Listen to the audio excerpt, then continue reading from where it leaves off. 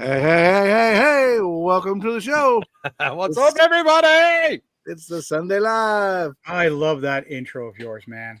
Man, I got to work on a little bit on phasing it out before it jumps right over to us. It kind of goes like wide open and then boom, here we are. But Riv turned me on to that Adobe Pro. I've got it, but it's way smarter than I am. So I'm going to figure out how to make it work. Well, as you guys know, we talked about this last week. If you were here, Jason, Jody, and Tim are all at another show. So we're going to hold down the fort with our good friends, Mr. Steve Santucci, and our awesome brother, Frankie D. What's up, guys? How y'all doing today? What's up, fellas? Oh, doing wonderful, man. I'm getting to spend some more quality time with my Huckleberry. Right.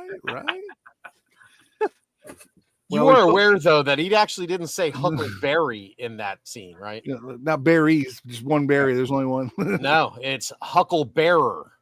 Hucklebearer. So those little twisty curly cues things on a hearse, and back in those days, those were called the Huckle.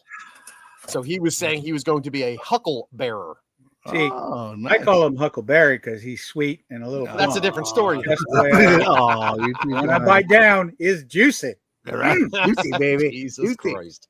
Well, I don't know if y'all saw it, but Mr. Santucci was holding up. I put out, there it is. We have Steve Santucci building a model car, you guys. I don't know how many of y'all follow the Insanity deal, but Steve's known for mostly his World War I era, some of his figures and that sort of stuff.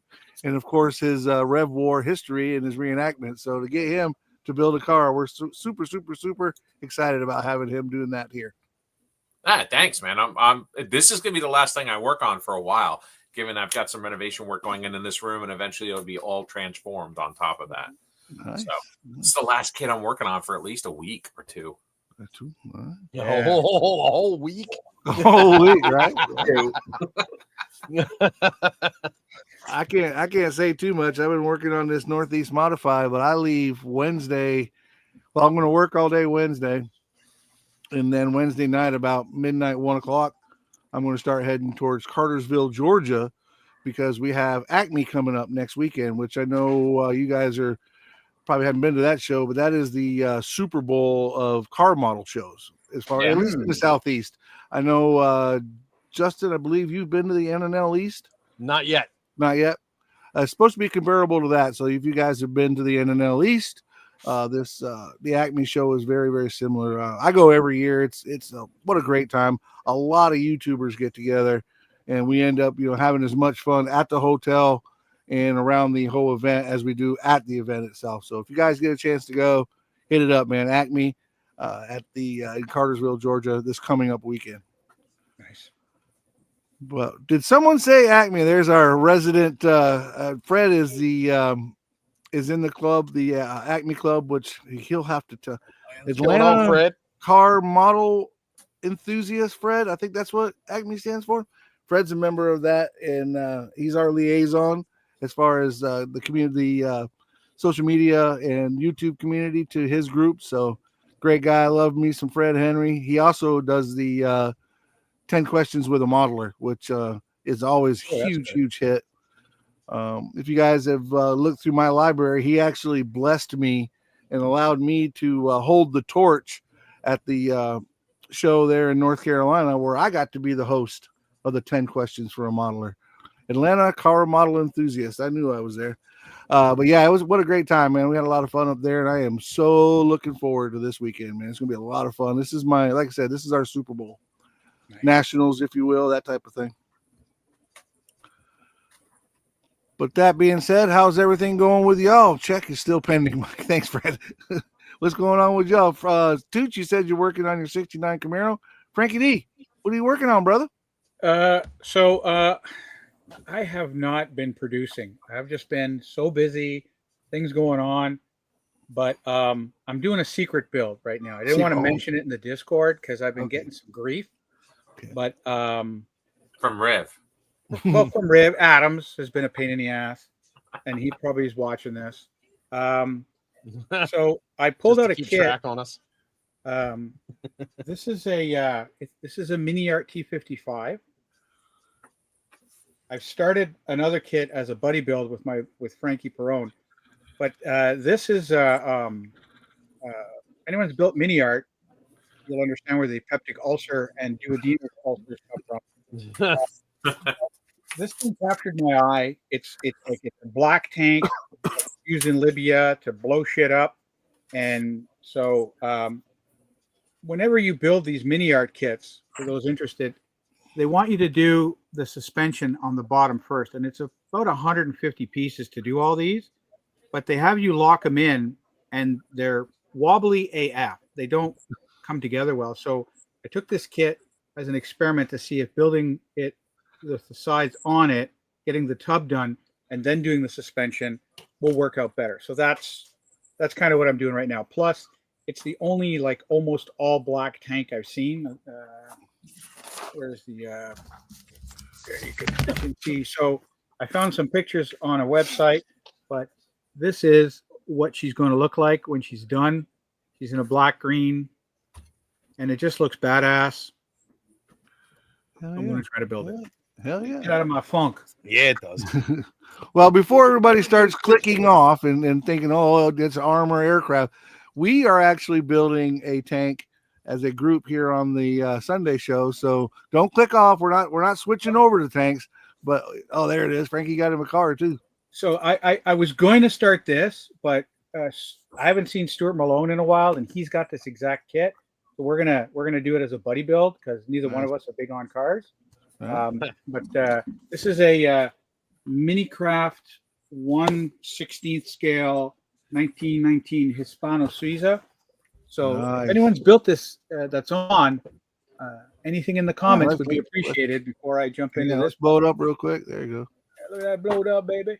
Look at that. That's Minicraft, so that's going to be like a lot of pieces, right? I mean, I know they're famous for that. No, that's mini art.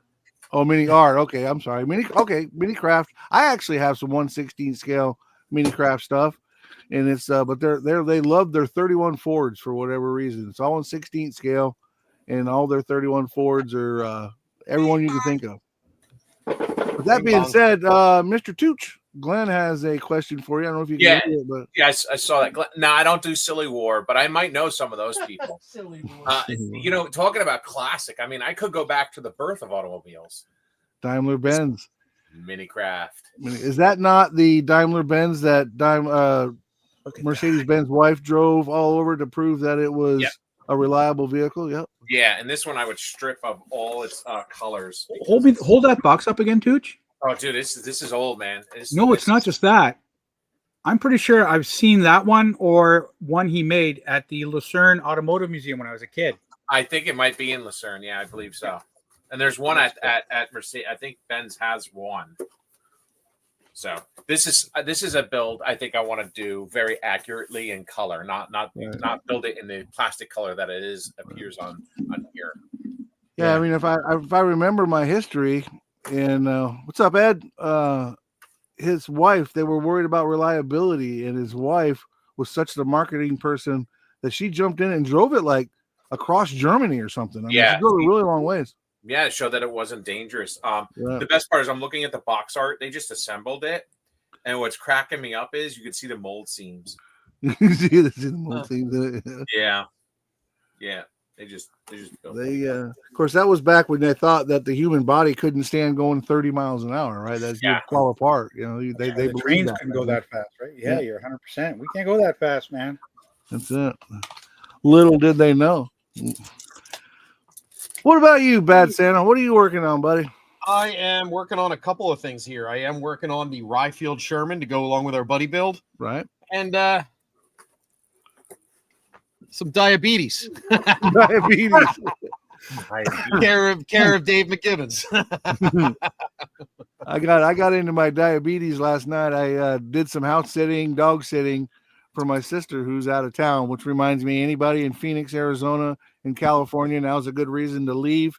The redheaded hellfire soul-sucking woman that is my sister is on her way. So get out now while you can. I pick on her because she's my sister, but I love her to death. But she had a bunch of bags of candy there ready for Halloween. And I texted her, I'm like, is this my bonus? And she was like, no, but you're welcome to have some. And then as I'm in the refrigerator, I look up and she's got some chocolate flavored Crown Royal. I'm like, ooh, you Oh want my to give me God. diabetes times 2? She said, you stay out of my liquor. But now her and my nephews are on vacation, so I had to go over and take care of my furry nephew. That sounds Your naughty. furry furry. nephew. Yeah, he's a 200-pound Rottweiler, but he's as gentle as a baby. But Nice.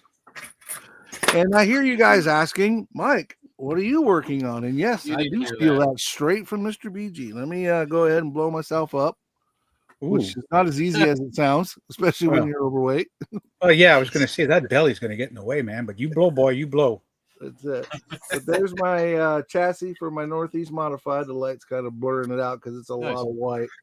But those of you that remember, I'm building this for my brother who has the 1-to-1 car. I did get my first coat of Pepsi Blue on the body. Oh, nice. So that's the first coat there. It's now been color sanded. So I'm going to get ready for the next coat, and we'll do the inside next. You can see where I had it taped on the inside here on top of a spray can. So we'll get the blue in there, color coat that or color sand that, and then get the blue on the outside and do it probably at least 2 more times. And then we'll be ready for first coat of clear, decals, and another coat of clear on top of that. So excited about it. Nice. Yep, Ed's 100% right. Please do not forget to hit that like button, man. It helps us out a Smash bunch. it. Smash it, man. Just Like Hulk and follow. smash it. Just Hulk smash it. We got to get Mike out of that shed and back into his new New shed. Right? new Yeah, shed. gotta get me out of here and get me into there. And I've been working on that. Frankie, you reminded me of that the other day when you asked me if I got my kits moved over. And I'm like, yeah, it's a lot of work. There's Yeah. Keith McGregor. What's up, Keith? I can't do the Irish thing or the Scottish thing, but good to see you, buddy. I'm glad you corrected yourself because he may come through the screen and slap you with his Right. sword. With a Scottish sword. But yeah, you Slap never you know with his how tartan. you never know how much crap you got until you start moving it. It doesn't matter if you do models or not. If you start moving it out of one room to another, you didn't realize how much stuff you got. Yeah. No kidding. Well, look at Tooch, right? He's getting that new HVAC, so it'll be his turn to be able to, right? I think that's the best thing for guys, even like everyone listening in, right? It's when you're forced to do that reno or you're forced to fix something, and it's like, okay, my task avoidance on my bottle bench area is now going to be enacted, right? So Yep. you need to do it. Tooch is going to be doing it. One day, Justin will do it, and I just did it not long ago. Picking up what you're putting down. I'm laying it flat, brother. Yeah, I was just fixing to say, Fred's moving from one location to another. I guess they're pretty close together, but he's having to renovate one home and get the other home ready to move in, and he had to move all his stuff. And I'm like, I do not envy you, buddy. I'm just moving from here. I'm not moving 100 yards from here to the outside building. I have wore a path between here and there. The carpet and the hardwood floors got just wore out from me going back and forth. That's awesome.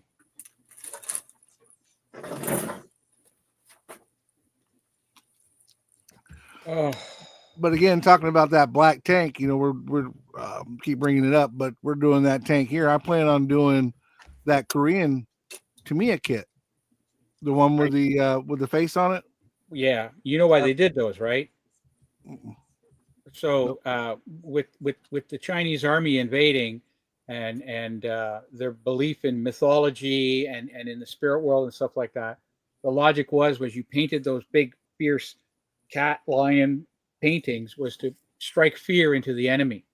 Oh, okay, it makes That's sense. why just in Korea you'll see a bunch of Shermans and probably some Pershings that are painted with those faces, those like lion kind of cat-like faces in there, and that was to put some fear because your enemy were for the most part just peasants, right? Guys picked off a field, no education, can't read or write. So and I always find that they make them look so cool. Like it does look cool when the Yeah, it does look really cool. Yeah, As if a freaking Sherman rolling at you wasn't scary enough, right? right. Let's paint it up like a tiger. well, it's green and it kind of blends in, so you don't notice it, right? Right. It's like when guys come into our Discord wearing camo tops. I'm like, well, I didn't see you. My plan actually is I'm going to take a picture of my stash and I'm going to get it printed on a T-shirt, and then I'm coming in, and I'm just going to blend right in, baby. Right, just never know. That's genius. Well, thank you. Brian brought up a good point, and Justin and I tried to figure it out last week. Frankie, you're a producer on the Friday night show, and I know you do a lot of work behind the scenes with the Insanity Show. Do you have any idea how to take our link for the Discord and put it up here on this in our chat? Well, yeah, you just copy it over. I don't know how to copy it. Okay, hold on. Let me just see. Give me a sec here, brother. Because if we can figure out how to do that and post it at the top, that would be awesome. Out all sorts of things, my friend. Malcar Podcast. Brian says he was at GraniteCon. That's where the boys are. They're at GraniteCon, so he must have ran into them, and he got some cool kits. Nice. Mr. Dave McGibbon. Poor Dave. He came into the Discord, and we started talking about Jeeps, and I just went on a roll. I think 2 hours later, I was a Rob Riv. I didn't come up for air for 2 hours. When I came back, nobody was in the Discord. They're all like, tired of hearing about Jeeps. Yeah. Well, in 1941, and that's where it started. But you'll have to excuse my typo, but there you go, brother. See, is it? So let me see. Is it? It's not. I'm not seeing it here. Did I miss it? I put it up in the chat. I posted a comment. Did you put it up in the private chat? Nope. All right. So you're coming in. You should, because you're not coming in through Justin's or mine. You're coming in through here. See, there's something. I put it in the comment section, and it's got me grayed out. How many middle-aged men does it take to figure out technology? Right. Right Frankie, now, a Canadian and a Floridian. There's We'll the link. see. Oh, We'll private pick up chat. Kentucky in there eventually. All right. So Now there's let the me link. see if I can.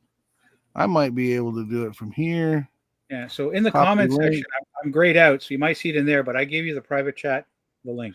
So just post that All with everyone, and they should be able to get into the Discord. Paste. Ooh, that might work. There it is. There it is. Look, Jason just posted it too. Now how Well, to. Jason's watching. No, He whenever is. I, You're posting as him. whenever I make a comment, it comes up as both mine and his. Put user in timeout, delete comment. No, don't want to do Does that. he know that? So there you go, buddy. Anyway, at least everyone's got it in the chat now. There we go. We got it. I highlighted it, and I'll highlight it on Jason's as well. In fact, I think I can show it. There it is. Tucha kind of blocks out your name, but we'll go ahead and leave that up there for the rest of the show. We know who And you that are. way there, Okay. everybody can see it. It doesn't hide you too bad. Just kind of blocks out your corner down there. But we'll Mike, leave that up there. can you copy the link and put it in the scrolling banner on the bottom? That I might be able to do as well. Hang on just a minute. You're really asking a lot of this. Well, I mean, It's just I wanna some be able to ideas. do it. That's all. Just some ideas. Let me see. He's only a one idea per hour kind of guy. Right, you're gonna overload the circuit, and then I'll be screwed. Banner. Let's see if I can create a banner. Glenn, it's not a terrible kit. It is one of their older ones. But I'm going to say don't hesitate. He was asking about the M41 Walker Bulldog. It's a good quick build if you want to learn the minimal aspects of tank construction. Yeah, But- for $20, You can't go wrong. you can't go wrong. It'll fit. It won't be a frustrating experience. It's a very poorly detailed tank, and but for your first time, absolutely. My other recommendation, if anyone's listening, is again anything Tamiya. You can't go wrong. But if you can find a Trumpeter KV tank, it's a Russian tank, especially the older builds. So Trumpeter's boxes used to be red on the sides.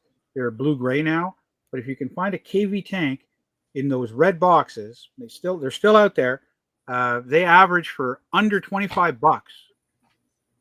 And you're talking about a beautiful kit, bulletproof. It's got steel barrel, copper cable, 2 sets of tracks. You can go with rubber band, or you can actually have really nice Lincoln length tracks.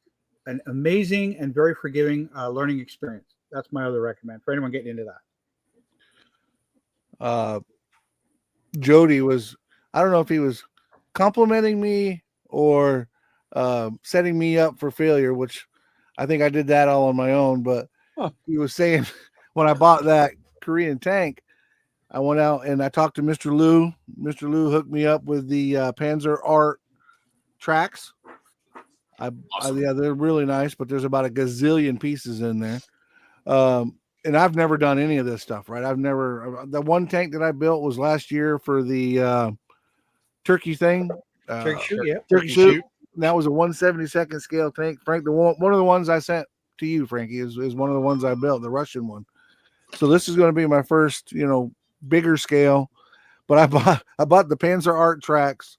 I bought the ET models brass photo etch, and I brought the barrel. I mean, I bought everything you could get for it, and I'm like, I'm either going to sink or I'm going to look like a hero. That's So why when I'm you going to start this one? Well, soon. I got to start this when I get done with the modified. You know what? Like, and I'd ask car guys for advice if I'm building something, but if nothing else, the tracks in the barrel, use those. Those are easy. You'll be good to go. I'd worry less about the photo etch, right? It's like if I'm got car kits, I'm not doing wiring, right? I'm not interested in doing the red or black wires. Not yet. Not yet, anyway. Cabling it up, but definitely, baby steps will help you. Which kit was it, by the way? You bought a Panther? I bought the Panzer Art tracks. Hang on just a second. Fred, have a good night, buddy. Take care, and I'm looking forward to seeing you next weekend. It's the Panzer Art. No, the model kit. The model kit is the Tamiya Sherman Easy 8, the Easy 8 Korean War. Okay. Yeah. I'll be there. I'll be there. That's the Thursday buddy build night. we're doing. Yeah, that's the buddy build. Everybody in our group is doing the Tamiya one, except for you. You're doing the one that you had the same tank, just a different manufacturer. Oh, so his is going to look nicer. His is gonna look nicer. I just didn't want to have to buy another one because I already had it. So, well, speaking of Easy 8, and I'm not talking about my prom date because she was really good. She was Easy 7. I actually got a set right here, a brand new set of CRS Tank Works set me up, and he gave me. They just came out with these Easy 8 T80 tracks. Nice. Oh yeah. So I'm looking at probably picking myself up an Easy 8 so that I can give these tracks a go. Frankie Blanton already built them, but I got these from him, so I'm looking forward to trying those out. Send me the information on that because I'm really not interested in the Ryfield Models tracks. Oh, you mean the 30 pieces per track? And you know what? Yeah. And they have to be glued together. Yeah. CRS, by the way, we met them at AMPS Nationals. We did an interview with Corey. Yeah. Can't beat their price, man. And they're in Virginia, so no international shipping. And I think he charges about $30 for the set of resin tracks. That's not bad. Dave, yes, the turkey shoot, which you will hear a lot about on this show and during our the Model Car Mania show. And if you listen to Insanity, you'll be hearing a lot about it. It's upcoming. It's during the Thanksgiving weekend, and the concept is to build something that's out of your wheelhouse. For example, last year I built. But it's not required. It's not required. It's not required. Yeah. So should we discuss like the premise of this whole? Let's do it. Yes, you guys are Absolutely. way more educated than I am on it.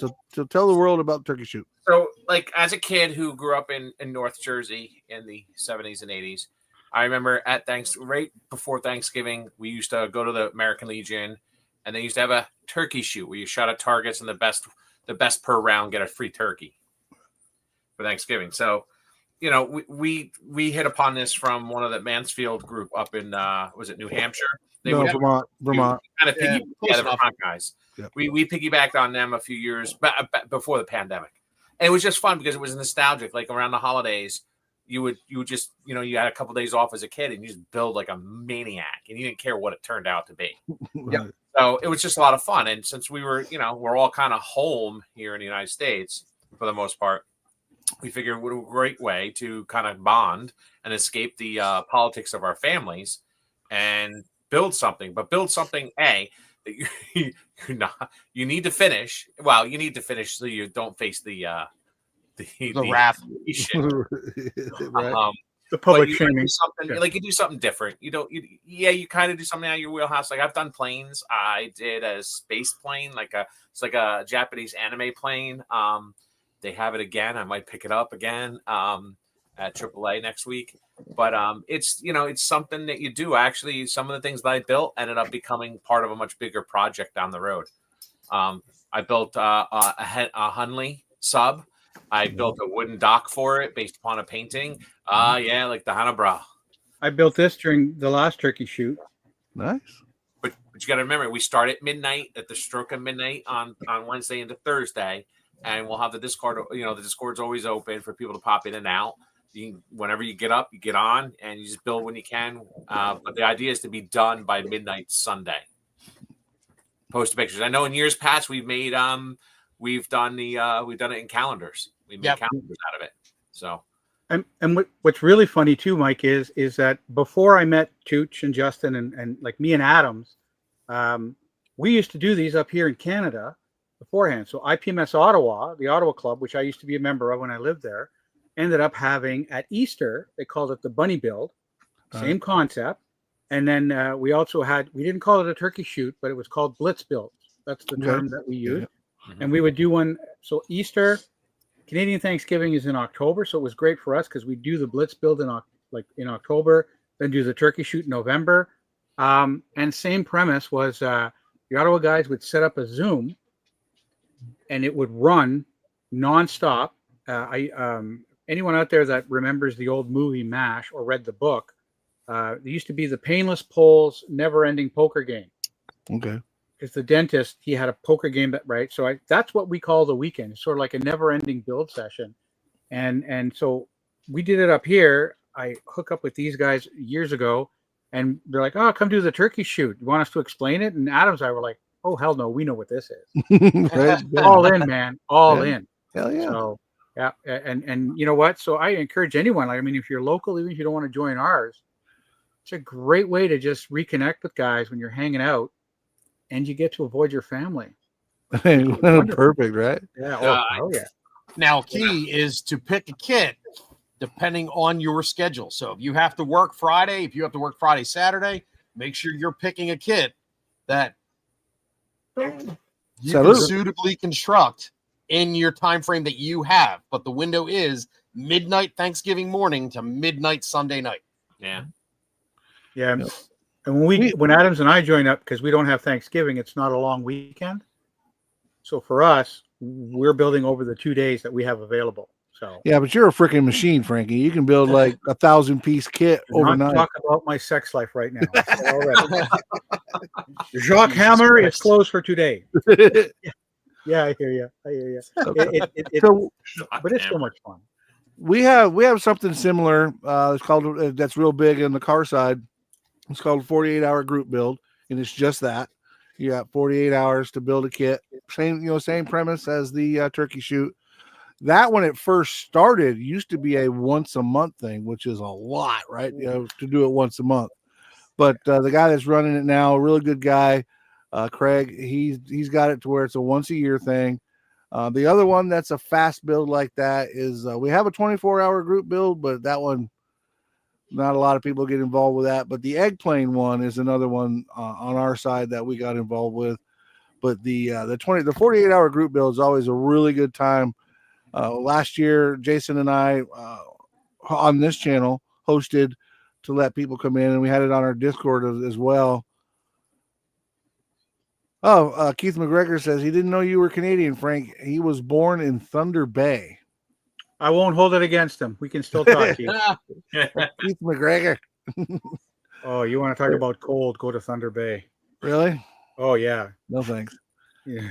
No thanks. My 13 years in Vermont was enough cold for me. If I go back now, I'm at a ski resort somewhere where I'm looking out over the mountains and there's snow and snow bunnies, and I don't have to go out in it. I just throw another log on the fire. Yeah, I know Thunder Bay is at the end of Lake Superior, and it's fucking cold. Like the air, your tires will go flat from the cold. It's minus 40, minus 52 is not unknown for December, January, February. Hey, that's cool. That is cool. And then there's jokes about the women, but I won't say them on this live. we try to keep it family know. oriented here. But circling back to the turkey shoot this year, and I don't have it handy, but I was able to win a set. Justin helped me out on this because I know you already built it. A 72nd scale. Is it a bomber that I got? I can't remember what it is. Hang on, I can't remember what you said it was too. You have already built it, but it was a 72nd scale airplane. I remember talking about it, but I can't remember the specifics of the conversation. I don't know what I've done with it. So. Was it a Devastator? Was it a Dauntless? Oh, yes. It is the torpedo bomber, the Avenger. The Avenger. Ooh. Yeah, never built one. So excited about getting that on the table and doing my first. I've never built an airplane, like I said, other than the egg plane. I had never built one, so it's going to be a lot of fun. Really had a great time last year hanging out. I mean, the calendar thing, we won't bring that up, will we, Justin? You chill the fuck out. Justin didn't make the calendar that year. No, there was some what do you want to call them? Some sort of errors. There was some clerical errors. Yeah. Apparently, there's some guy that'll probably never build the turkey shoot again because his name got put next to my tank. And I'm sure if he built something, it was better than what I built, and he'll never enter again. He's mad. Never heard from the guy again. Jason's got misspelled, but at least it was kind of where it's at. Rob Atlantis says, afternoon, Jen said he uses the term loosely, and you used it correctly when you used it loosely when you referred to us. Yep. Absolutely. Most definitely. Again, for those of y'all that are just tuning in, Jason, Jody, and Tim are all out at the, I believe it's the Granicon show. Yep. Granicon. They're up there having a good time there. The Discord link that you see up at the bottom of the screen is the link to the Car Model Mania link, and I'll be going in there probably an hour or so after we get done here, probably about 7:30, 8 o'clock. I'll be in there, so y'all are welcome. Some even call it the Model Car Mania. The Model Car Mania. Is that fair, huh? You said Car Model Mania. Model Car Mania podcast. I know I said it right because there's the sticker. You be nice to my Huckleberry. Right, Huckleberry. Always. Oh, shit. Just a little. So you guys are recording again, or you just recorded? We just recorded. Yep. So you'll have another drop coming out shortly? Yes, BG is on vacation, and he is going to be editing it while he is away. Excellent. That's good. I'm looking forward to hearing the next one. You guys did a great job on the first one. So thank you. Long-time listener, first-time caller. Right. Long time, first time. Long time, first time. Nothing wrong with that. Tooch, how's that Camaro coming along? The pipes, for the engine, they're two-part, very funky. Are those pipes? The pipes are calling. The pipes. Yeah. Finish it. I'll send you another one. Oh, that's a nice one. That is a nice Camaro right there. That's What year's ball 70 and a half. 70. It looks like a Pontiac. It's got the split grill in it. That was a limited run, and those. Frankie, you should build it. I am not a GM fan of any sorts, especially anything after 74. And I'll get into that if you want to. I'll share why if you want to. But... Please. I'd love nothing more to hear you. Okay. Wax nostalgic. 1974, AMC and GM get together. You gotta get right here. We're phasing into 1974. For those of you that know me that know that I'm a huge AMC fan. I love anything AMC. 1974, GM and AMC get together. GM's developing a rotary motor, and they're all in. Right, they're gonna do this. AMC spent $7 million developing what we know today as the Pacer, and they were supposed to have that rotary motor. Now, that would have been one of the first American cars with a rotary motor in it. And that Pacer, if you look at it and if you know a little bit about it, it's got a lot of firsts, a lot of firsts. First rack and pinion steering from a American car. The door on the passenger side was 4 inches longer to let people get in and out. There was a lot of first-time stuff on that Pacer. There also was 600 and some odd cubic inches of glass, but which is besides the point. But so they get ready to release the Pacer in 75, 76, and GM pulled out of the rotary motor.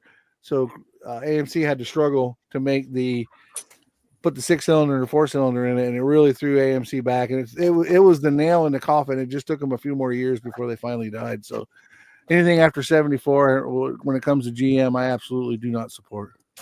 I'm like that with country music. It's changed. I'm serious, man. Anything after, listen, I was listening to Marty Robbins earlier today, right? And I got the old one eyebrow up from my daughter. Like, what the hell? You know, what the hell is that, right? Because I was listening to EDM before that. She didn't really get the whole transition. It's quite contrast. But yeah, like country music, anything after 74, nothing. See, I like when it was the two types, country and western, right? See, for me, it's anything. Probably the Garth Brooks era. I think whenever he got real big is when I started phasing out. I'm a big George Strait fan, but I do like George. Yeah, I'm going to give George props. I even liked his movie. Yeah, it was a good movie, Pure Country. Yeah, it was a good movie. Yeah, no, he did a great job. So I George, I'm good with you. But I liked Randy Travis and Black Dog. Randy was a good actor and a good singer too, because he kept it old school though. They kept it old school. My the whole outlaw thing around my my name and my one-to-one business and all that came from a Waylon Jennings album. And it started out with the tattoos. I've got Renegade Outlaw tattooed on my forearms, and the name of the album was Renegade Outlaw Legend. And that's that old outlaw country from back in the day that him and Willie and Merle Haggard and all that old outlaw country. I was real big into it, and that's where that whole outlaw thing came from me is from Waylon Jennings. Nice. Well, now we know a little bit more about Mike. Yep, you're right, Rob. That the Pacer story is GM Holden produced at Kingswood and sold it as a Mazda Pacer with a rotary engine. They, for whatever reason, GM pulled the plug on that, or at least in the States. I don't know if they did it elsewhere, but in the States they pulled that. But that Pacer, when they first sold, it's funny. It's funny when they first sold, they couldn't make them fast enough, right? Yeah. They were selling them hand over fist. Would you say they couldn't keep pace? They couldn't keep pace with the Pacer. Oh my Lord! This is why we don't let you talk. Right. So 70, 77, 78, they started having real problems. Right, they were producing them so fast that you'd shut the door on a brand new one, and the panel would fall off the inside. The dash would fall out of them. The quality control went out the window. And but one of them. Big shots, the president asked the big marketing guy, how's the Pacer doing? And the guy said, everybody that wanted one bought one last year, and that was it. We don't got no more. They ain't buying them no more.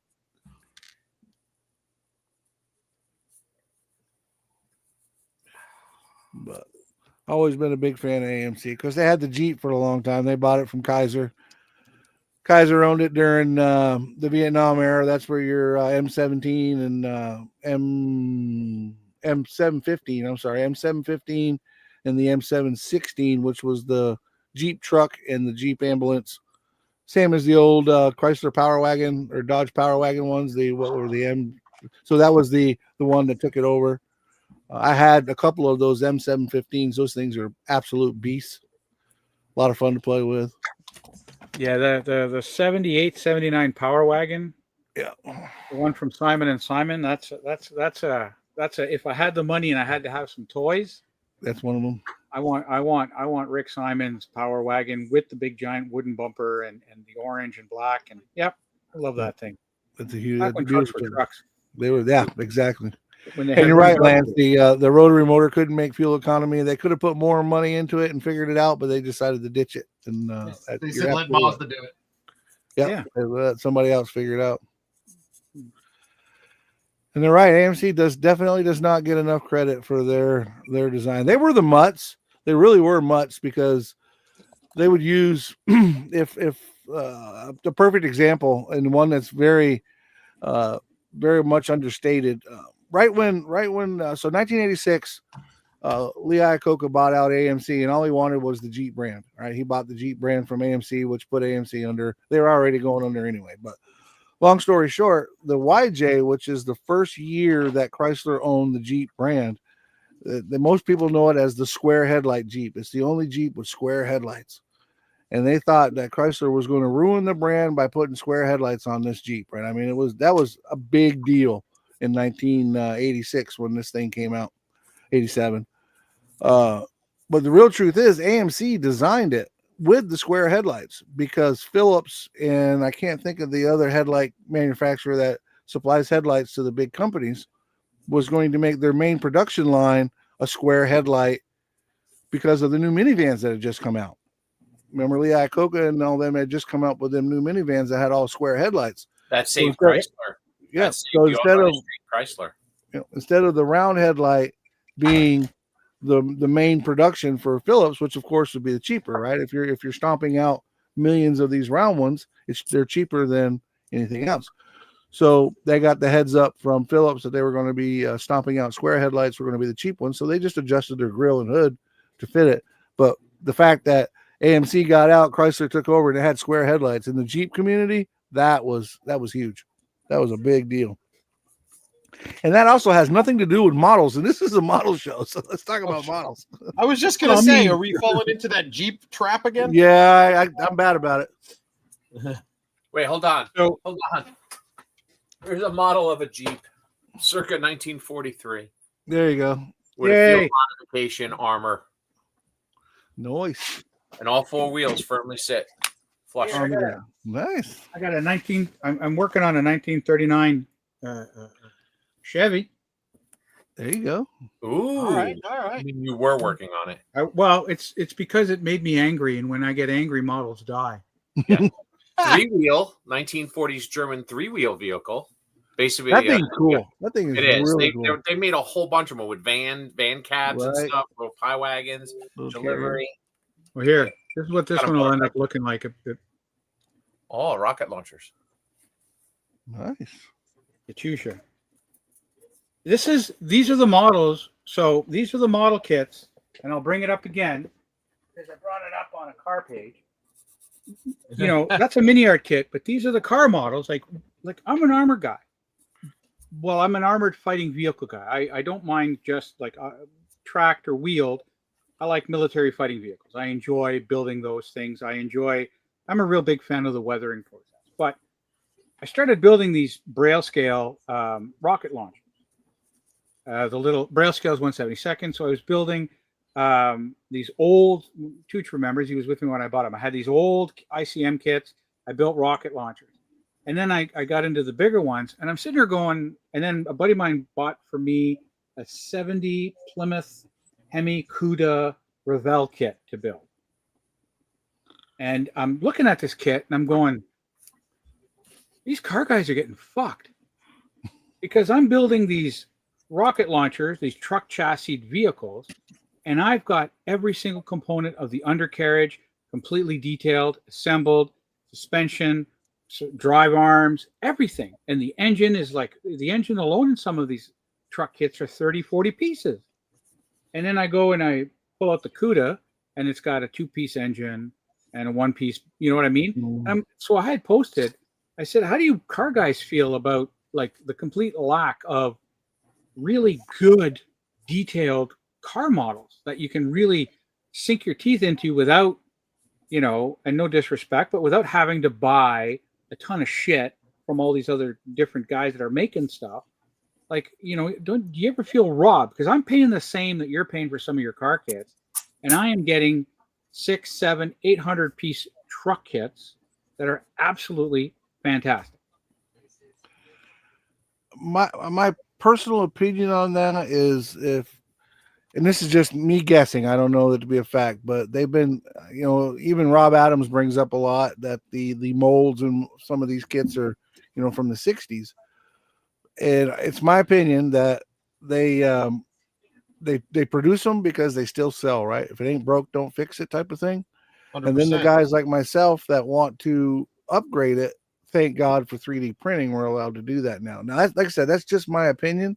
I know that it cost a ton of money to make a new mold and to do this stuff, but I think with 3D printing being able to use that as the prototype, and then be able to work off of that, that might help us out a little bit. But you're not wrong in that, you know, the military kits tend to be way more detailed than our car kits. It's got to be a risk adversity, because these little companies in the Ukraine, because shockingly, like 3 or 4 of them alone are Ukrainian based. There's some Czech, you know, Lithuanian with look at Copper State, right? They're taking a risk because they're making stuff that no one's made before, and they're producing it, and they're getting their money back, because Copper State was an airplane company in Arizona, made World War I aircraft, and then it got bought out, moved to Lithuania, and from Lithuania they said, "Oi, what do you want to try? Let's try make armored car." So they've made an armored car, and they've made some of the best World War I armored vehicles that you can buy on the market now. I bought the Canadian gun truck. It's the first armored vehicle with guns from World War I, and that kit was impeccable, and I've seen the real one. So, you know, it's almost like, is AMT, are these companies risk averse? Because you're right, if that's all you get, that's what you're going to buy, and guys are going to, but it's a never-ending cycle, because, well, if I want to build anything, I don't have a choice. This is what I got to buy. And they're going to go, well, they're still buying it, so I'm going to keep making it. It's almost like, it's like modelers, right? It's like we talk about, like when we talk about judging and stuff like that. It's time for the dinosaurs, and I know they've laid some eggs, but it's time for the dinosaurs to become extinct, and let the 4-chambered hearts and the mouth breathers, you know, start to get things going, right? That we can make some positive change. I'm not saying I'm going to go and pay for some new molds for a car kit, but like, goddamn, like, you guys deserve so much more in your hobby just for the sheer enjoyment of it. Because I think anyone who takes that chance and comes out with something, you know, a goat, because everyone seems to like the goat. So someone's make the goat and make it into a detailed mini art type kit, and I guarantee you're going to sell. Right. Much like manufacturers nowadays, they do Spitfires, Mustangs, ME-109s, Shermans, Tigers. They all sell. So go all out on the GTO, on a Mustang, on a Camaro, and start your new line from there, because people will buy those. Yeah. And the marketing, you know what I say to marketing? I say, let's go and take a look at the 3 largest car manufacturers in the world. Oh, none of the Detroit 3 are there anymore. So maybe ease up on your licensing, and people will start buying your product, and you'll maybe get a bit more market share once again. Just my 2 cents on that. Yeah, Lance and Brian both brought up good points. I had Lance's point up there earlier. The Japanese company make very detailed kits. Tamiya, Hasegawa, all those guys. Do they make American car stuff? Because a lot of those Asian manufacturers, they make post 1975, 80, 90s. Yeah, most of your Japanese manufacturers are going to make your Skylines, and they're doing really good. But again, my opinion, what does Tamiya, Oshima, and all them other kits offer? Now, those of us that have done a little bit of research know that the Gundam world in Asia and they're paying for the kits, everything else that we're doing, whether it be armor or it be automotive. Those Gundam kits are so big over there that's where their main money's coming in from, which allows them the ability to gamble on a tank that has more detail, or an aircraft that has more detail or is more accurate, where your AMTs, your Revels, I mean, Revels usually pretty good about detail, but they're nothing compared to a Tamiya kit. That's why Tamiya kits are even in the automotive world, or top line kits. But they don't have that backup though. They don't have that Gundam money coming in to be able to afford to take that gamble. No, well, Tamiya has the RC money. That's where my point of the manufacturers nowadays they do their fallback of their Shermans, their Tiger tanks, their Panthers. Then in the airplane world, it's the Spitfires, the Mustangs, the Messerschmitts, and the Corsairs. that is the Gundam of the aircraft and tank world. They make those kits. They do a new retooled version of those. They sell no matter what. People have built dozens and dozens of Shermans. They're going to buy a new Sherman, and then that will fund the next crazy thing. But I still drag my knuckles and I chew my pencils. I ain't no rocket genius here, but the Japanese companies get licensed. They license the Japanese automotive manufacturers. Obviously, the price point's good enough. Why aren't the other manufacturers learning from that? Because I guarantee you, brand loyalty is a thing. And these 13-year-olds that get to build Skylines and stuff, I'm sure, Nissan ain't hurting I know they aren't. I got 3 of them. But Nissan ain't hurting for sales in Japan because, you've got that market share, market loyalty, right? But Brian runs, or I don't know if he owns or runs. He runs a hobby store. At least runs a hobby store. Maybe owns it. I'm not sure. But he's not wrong about the licensing. Ford, Chevrolet, all them, they charge you out the nose to be able to. And that's the thing. That's the American manufacturers. They want their money, no matter how they're going to get it. Whether they're going to sell a new car or they're going to charge you to be able to use it. So the car world is also up against that as well. I call them friends. They're I've done interviews and talked to the guys at JR Salvino's. Now they make American racing cars from mostly NASCARs, and they're now getting into Indy cars. But they have to pay. Not only do they have to pay NASCAR to use that brand, to use those cars, whether the old ones and the new ones, they have to commit to certain, and I don't know the details, but they have to say, we're going to produce this many, we're going to do this, and we're going to do that. And they have to be approved before they ever get released. That NASCAR has to look over the boxing. They have to look over the stuff, and they still have to pay NASCAR for all that. Now that reflects back onto the price of the kit as well. They gotta get their money back. And then go to Jason Rothgeb's point that the average car modeler balks at spending more than $30 for a kit or 40% off every 2 weeks at Hobby Lobby. And there's that issue as well. Yeah, and I mean that goes over to our hobby too. Like Tyler just texted me and he's like, Frank, where should I get? I want to get a mini art kit. What store is the best store to buy it from? I'm like, dude, your best place to buy mini art, if you're on a budget, is at a vendor at a show, because they're going for 80, 100, 120 bucks now for some of these kits, right? Like I'd like to get the Puma from RFM, or even the AK one, but they're going for 120, 140 bucks up here right now. And I like to eat. Yeah. Now don't get me wrong. I'm not calling out the people that don't want to spend the money, because not everybody has the money to spend. Yep. But that is a big hurdle for the manufacturer of American car models has to deal with as well.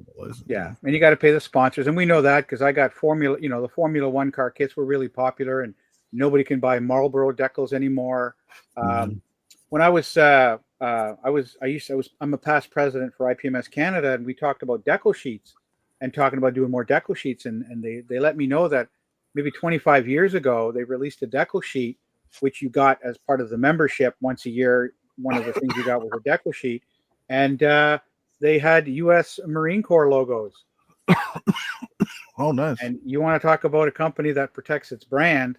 Yeah. USMC, right? They had to pull it because nope, you can't use the fouled anchor. Brian was saying to correct me. Brian was saying he does not own the shop, but he has worked there for 25, almost 26 years. So yeah, I met Brian at the Classic Plastic Show. He's a good dude. Yeah, we're going up there in December. When I come up, we're going to go down and you guys are you definitely a little far away, but we're going to go down to his shop on the 14th of December. He's going to open up early for us and let us take a little tour and hang out with him down there. So we're excited about that. But that's cool. Yeah, Nationals next year, Mikey. Nationals next year. Nationals next year is in Alabama, right? No. That's 27. Okay, 27. 27. You got to try for 26, man. Well, 26 is in Indiana. Yeah. Wayne. You tried to get me out there to the west side. And that's the reason kids are getting. It's not really to the west. Think of it this way. It is for right? me. It's Indiana in August. Think of it as like going on an air-conditioned vacation. That's true. It is. That's Yeah. true. You're going to be Purgatory, going. It's which we- August, and the humidity is less than 92%. It's Wow. 87%. Nice. Oh, look at me. My hair gets all frizzy. You might have to wear a long sleeve. I actually got a long sleeve on today, but I also got the air conditioner set on 72 degrees. That's warm. It is warm. Well, it is. It is and it isn't when it's 90 outside. I can't complain. We've been getting really good weather. In the morning is Dave McGibbon. Yeah, you're 10 minutes away from the store. You have to meet us up, man. December the 14th, 11 a.m. We're going to be at Brian's place. But yeah, it's actually cooled off in the morning. It's down to like mid 70s in the morning here. Really nice. This is the time to be in Florida. This in the spring. The spring's got a little more rain. The fall, it kind of dries up, and you got the sun in the afternoon, and it's nice and warm. But the mornings are real nice, a little crispy.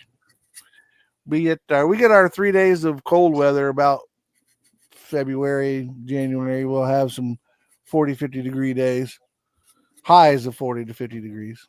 Yeah, Brian, I did. I was supposed to stop by, and I freaking, by the time I was done checking out of the hotel and everything, I was exhausted. I just wanted to get home. I'm sorry, dude. I was supposed to visit the shop that Monday morning before I left, No. but I didn't. I wussed out. Well, you're going to have an opportunity December the 14th. You just need to get in your car, point it north, and we'll be there. Point it north. It's a pretty good haul from Pennsylvania to Massachusetts, but it's a farther haul from Florida, so I'm Yeah. making the trip. Yeah, but you're also visiting family, and you're going to be up there for more than a hobby shop trip. Visiting the family is an excuse to go see all the cool. Yeah, I'm visiting the family, Jason. And all the, Yeah. I got other people up there I got to see while I'm there that had the same last name as me or had the same last name as my mom. Allegedly. Allegedly. Nah, I love my family. I'm really excited because when I go up, my big brothers, I'll have this car done for him, be able to give it to him. I'm really excited about that.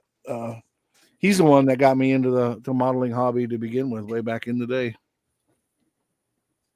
Now, does he model, or did he just do it to shut you up? Well, he did it back then, and he doesn't model anymore. He'll still like if he sees a kit somewhere that he picks up, like the Richard Petty kits. He runs a Northeast modified race car. So if he sees a race car from that he remembers or any of that, he'll pick them up. But I don't think he's building much as he's collecting now. Well, when he's retired, then he can get back into it, right? Like a lot of guys do. Right. Well, hey, you wanted to talk about models. There you go. That was my feeling. Was just I get I you. always feel like you guys seem to get a little bit of the shaft. I get you. And I forget who it was, but somebody mentioned the fact that a lot of the Tamiyas and the Japanese are curbside. A lot of them are, but you can get them that have the motors in them as well. And again, and I'm not trying to pick on car model guys, and I'm certainly not being mean, but we gotta come off our wallet. If you want something that's got more detail, you gotta pay for it, man. I mean, that stuff costs money to make, and we gotta come. The Hobby Lobby 40% off thing is great, right? You go down, you get a kit that you have, but that's what you're getting, a 40% off kit. Where if you go to Mini Art and buy a rubber tired military truck of some sort, you're probably going to pay what, 60, 70, maybe $100 for it, but you're going to have something that's going to give you Hours, days, weeks. Yeah, depending on your build schedule, is going to give you a lot more. It's going to be a lot more challenging, and it's going to be something that you can work on for a while, and it may not be a 67 Mustang or whatever, but it's still going to be something that you work hard on and built. Glenn brought up the Mobius kits. Mobius is really good about their kits. So they've got, as far as detail goes in cars, they're right up there. I mean, Mobius to me is right behind Tamiya in my choice of manufacturers. The problem with Tamiya is for me anyway, and I'm sorry, I don't mean to cut anybody off, but for me, the American stuff, Tamiya doesn't offer the American stuff. Yeah. Yeah, and we are dealing with an American audience. I mean, like, Yeah. you know, like this is like we are broadcasting right now, and probably not too many Eurocentric folks or the Japanese crew. But, you know, Aoshima, I don't know if anyone's built them yet, but Aoshima is trying to Gundam car kits because they've come out with that whole Snap Tight line. And I talked to one of the distributors up here, what, don't I have a name? no, they No, don't. he doesn't know who you are. This is doesn't know who you Frank are. Donati. Frank Donati. Come on, Jason. We Jason, go this way is back, Frank man. Donati. Years ago. Yeah, forgot Who's about it. Jason Rothcup and Frank Donati? Right?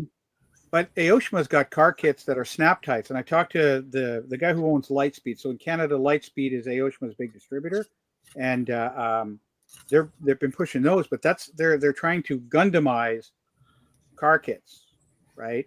And I had a look. I opened the box up on a few of them, and pretty cool. I'm pushing them as a gateway drug for people who want to get into modeling, right? Like I'm an armor guy. But I mean, I can give you references for, you know, I can tell you where to go for cars and for planes a little bit. Right. And the Aoshimas, I think it's cool because we've talked about the fact that, you know, once you build a Gundam kit, then you basically go, why can't my kits in my genre be just like this, you son of a bitch, right? Sort of thing. So some guys are interested in some, as we used to call them up here, Jap scrap, recycled Coke can, rice burning pieces of shit. You're more than capable of purchasing a few of those.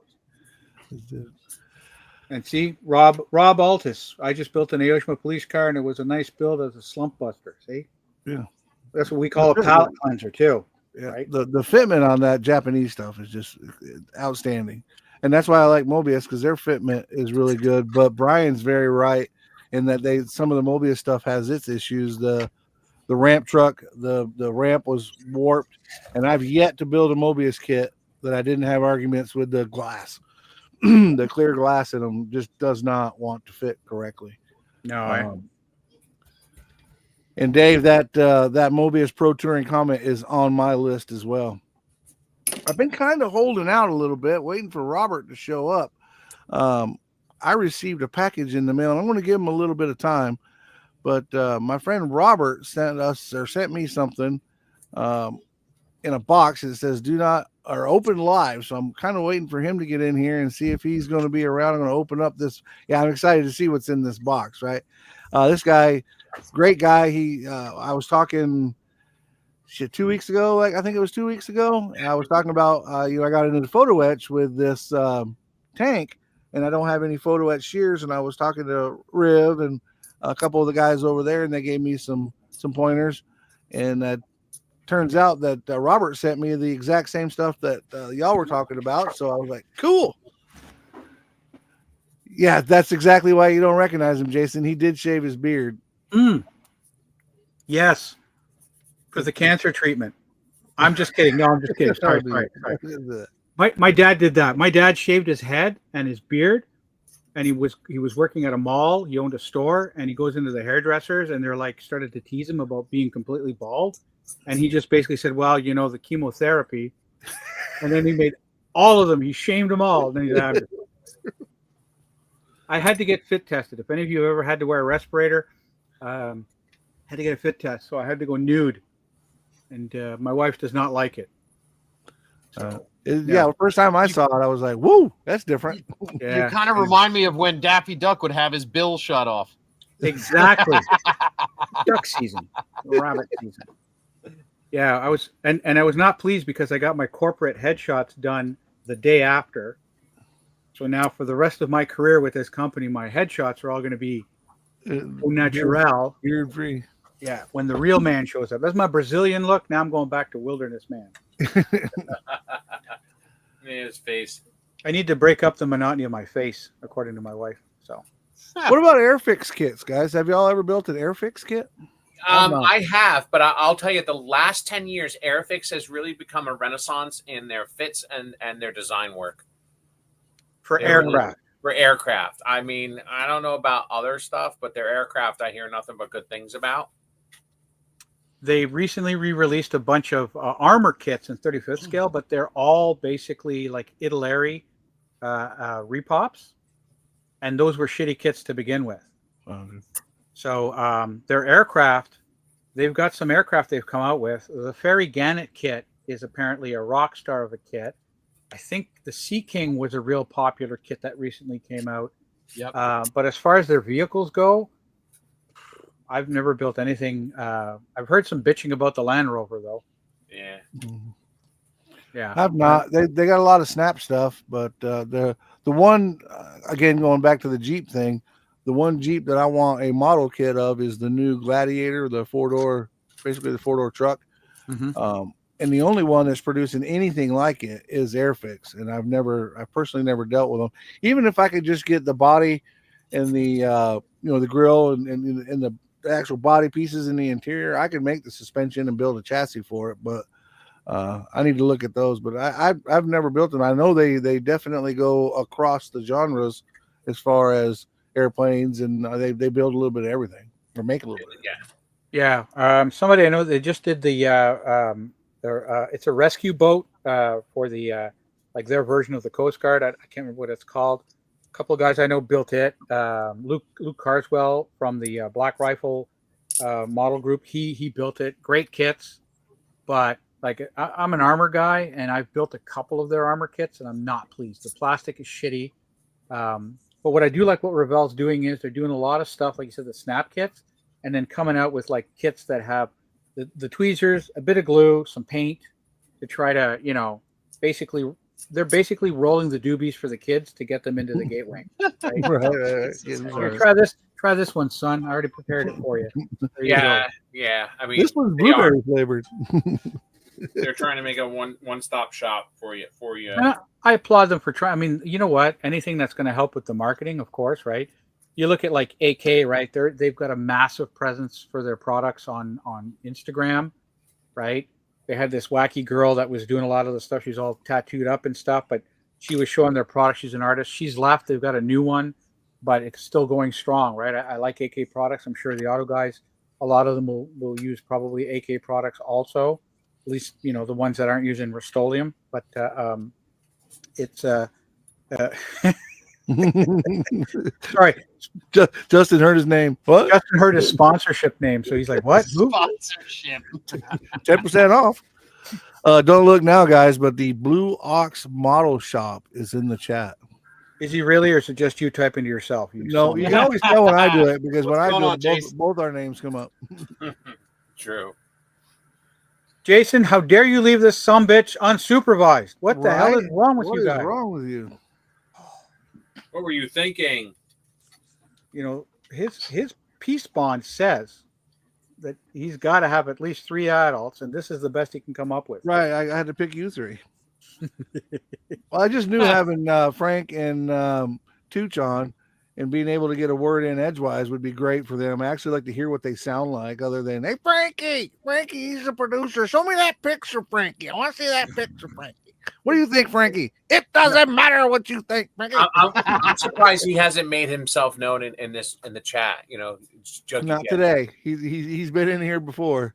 He sneaks under something googly juggles or something. Juggles googly. Juggy Gales. Oh, Juggy yeah. Gales. Yeah. It's from back in the day. The Jerky Boys. Yeah, the Jerky If Boys. you're old enough to remember the Jerky Boys and all the crank calls, I do. that was one of the characters, Juggy Gales. And like everybody famous grew up in the town that Rob lives in. So Right. like Frank Sinatra grew up there. Sure. Richard Nixon grew up there. Hell. I mean, Neil Armstrong grew up there. Right. Hell, Rob, Mike, Rob. you're semi-famous on this show. So I you probably grew up came. there, too. I probably grew up there in Long You Island. probably came from there too. I think Tom Shorty Sanders said it right. Just don't say his name 3 times. Yeah. 100%. Oh, I gotta move a couch. Oh, good time. No, it's actually pretty calm, Jason. All hell ain't broke loose yet. I think we lost a bunch of guys when we started talking about tanks and aircraft, but you know what? It's part of the hobby. We love it. And we're actually building a tank here too. So, Brian's telling on us. Brian, you're not supposed to tell on us.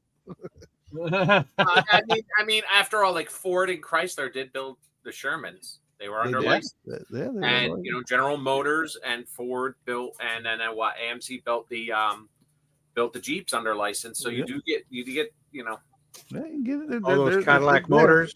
Yeah, Cadillac built. Who did the Chrysler did the multi? What was the engine they built?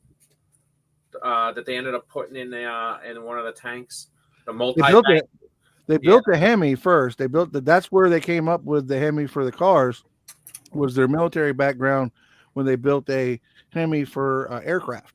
Yeah. So they took that technology and rolled it over into the street Hemi that became the first one in the DeSoto and all that. But yeah, they used that technology. Obviously, less cylinders, less displacement, but same fuel and cylinder design. Yeah.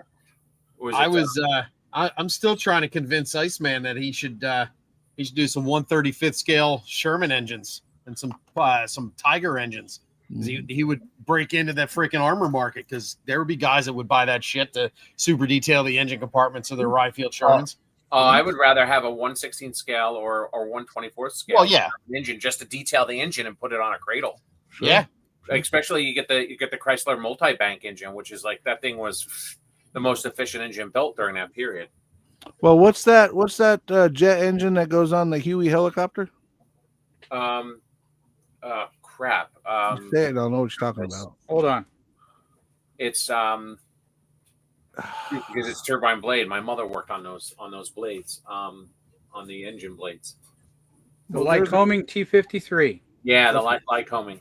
Okay, so Lycoming, I remember. Now, you guys from the Discord turned me on to a company in the Ukraine. I believe it's the Ukraine. ResKit. That makes RevKit. Yes. Yes. Yeah. Our good friend Matthew at MCV Products produced a tractor puller. Now it had 3 of those engines on it. Right now, his are part of the print, so they're not near as detailed as those Ukrainian motors. And I brought that up to say that you can cross them over and do all kinds of different, make them fit in cars, or like you said, build one on the bench. But if he can, those motors were $30 a piece plus shipping from Ukraine. If Iceman was to make something like that and, came in, even if he came in at the same price market and didn't have to wait 3 months to get it, it's the same, that's a good deal. Yeah. But I guess it's like anything else. You got to weigh what you want to do compared to what's going to sell. You get the time cost money. Oh, and I get it. Like I said, I really do think that there would be quite a few guys that would be going after words. The words. They'd be going after the words that I'm trying to find. and would definitely support that kind of 3D print and design. I'm sure. But he does a lot where he does that's different from some of the other 3D printers is he does a lot of figures, really cool figures. I mean, he does a lot of that stuff. So, and I only went after him for that because he was the one that I first found when getting into doing cars again. You know what I mean? So Joel's a great guy. I was a sponsor of my personal channel for a long time. He's gotten away from doing that. He's shifting gears and doing other stuff, but I can still call him up, ask him questions, see what he's got. He's, when I first ran up on this file for the modified, he sent me one and, trying to figure it out. And I ended up cutting it up so bad that I learned from it, but I ended up cutting it up so bad that I couldn't use it. But what a great guy. And most of what I call the big 3, which is Josh from BCG, Joel from Iceman, and of course my good friend Matthew from MCV Products. I call those guys the big 3, at least in the automotive side. All those guys are just really they're one of us, right? They're just great guys. Yeah, they're just dudes that do some stuff that other dudes like. Right. Well, with Matthew, he's only an hour and a half from me, so where the other guys are on the West Coast, but. So I get to hang out with him more. He goes to a lot of the same shows that I go to. But JaxCon this year, for those of you that are in the Southeast or coming to JaxCon, I actually will have a table this year at JaxCon selling VCG products. So we're excited about that. At PamsCon this year, I was selling Matthews products. So looking forward to that, getting that stuff out there for everybody.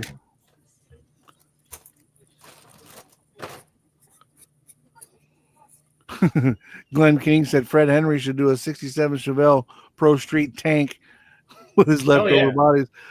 Tooch and Frank, you guys, man, we talked to Fred earlier. Fred is famous for buying the 67 Chevelle model kit, and he uses the back half out of them and will Pro Street just about anything. And he's probably, I think I watched a podcast that he was on. And he has like 67 of those kits alone, just that kit.